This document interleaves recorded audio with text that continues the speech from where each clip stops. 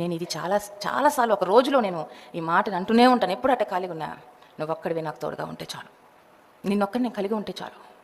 నువ్వు మిస్ అయిపోతే, గబుకు నీ స్వరం నేను వినకపోతే అలజడి వచ్చేస్తుంది, నేను అసలు తొందరపడతాను. ప్రభా పక్కనే నాలోనే ఉండాలి, నాతోనే ఉండాలి. నాకు ఇంకేమవద్దు, నీకు ఇష్టం లేని ఏమున్నా కూడా తీసేసాయి, నాకు వద్దు, అవసరం. నీకంటే ఎక్కువగా నేను దేన్ని లోకంలో ప్రేమించడానికి వీల్లేదు. అటువంటి మనసుతో రండి. ఆయన నీతిని, ఆయన రాజ్యాన్ని వెతికితే ఆయన అన్నీ ఇస్తాడు. బహు సమృద్ధిని ఇస్తాడు, ఐశ్వర్యాన్ని ఇస్తాడు, అన్నీ ఇస్తాడు. దేవుడిని ప్రేమించిన వారికి ఆయన సమస్తాన్ని అనుగ్రహించే దేవుడు, సకల ఐశ్వర్యాన్ని ఇస్తానని వాగ్దానం చేసిన దేవుడు. కానీ మన జీవితాల్లో మనం ఎంత స్థితిలో దేవుడు హెచ్చిస్తున్నా మన స్థితి మాత్రం దేవుని పాదాల దగ్గర ఒదుగుతానే ఉండాలా. ఇంకా ఒదగాలి, ఇంకా ఒదగాలి. ఏ పాటి వారమయ్యా, ఏ పాటి వారమయ్యా, ఏ యోగ్యత లేదు ప్రభా. తగ్గింపు, తగ్గింపు, తగ్గింపు. హెచ్చించుకునే గుణం ఏ ఒక్కరిలో ఉండొద్దు. చాలామంది వరాలతో నింపబడిన, అభిషేకించబడిన ప్రేమ కనబడదు వాళ్ళ హృదయాల్లో.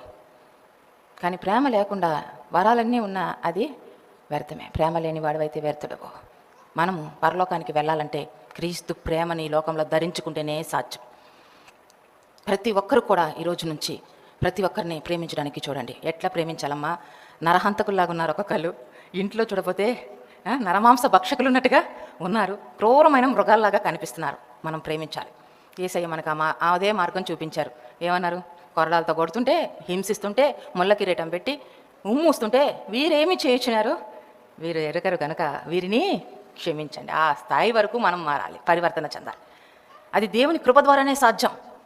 అది దేవుని కృప ద్వారానే సాధ్యం. అంతగా మనము ఒకేసారి మారిపోం. కానీ కొద్ది కొద్దిగా నీ జీవితంలో మార్పులను తెచ్చుకో. కొద్ది కొద్దిగా ఆత్మానుసారముగా నీ జీవితాన్ని నడిపించుకో, సెట్ చేసుకో, సరి చేసుకో. కనుక ఈరోజు నుంచి మీ చుట్టూ ఉన్నటువంటి పేదవారిని ప్రేమిస్తారా? మీకున్నటువంటి ఏదో లేకపోతే పెట్టమని నేను చెప్పను, ఉన్న దానిలోనే కొద్దిగైనా మీ చుట్టూ ఉన్న వారిలో ఎవరైనా ఆకలితో ఉంటే వారికి మీరు ఇవ్వడానికి ఇష్టపడతారా? మీకు చాలా బట్టలున్నా కూడా, ఎన్ని బట్టలున్నా కూడా కొంతమందికి విగ్రహం, వాళ్ళు కట్టుకోరు, ఎవరికి ఇవ్వరు.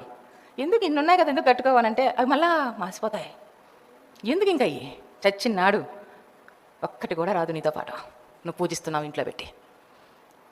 నీ ఆత్మ నిన్ను విడిచిపెట్టిన తర్వాత నీ శరీరానికి ఏ పాటి విలువ ఉందో ఒక్కసారి పరీక్షించుకొని పరిశీలించుకో. కనీసం 1 గ్రాము కూడా నీ ఒంటి మీద పెట్టరు నీ ఆత్మ లేకపోతే. నీ శరీరానికి ఉన్న విలువ ఎంత నీచమో నీకు అర్థం కావడంలా. చచ్చిన తర్వాత ఆ బెడ్ మీద నుంచి తీసి కిందేస్తారు. ఎందుకు? ఆ శరీరంలో ఆత్మ లేదు.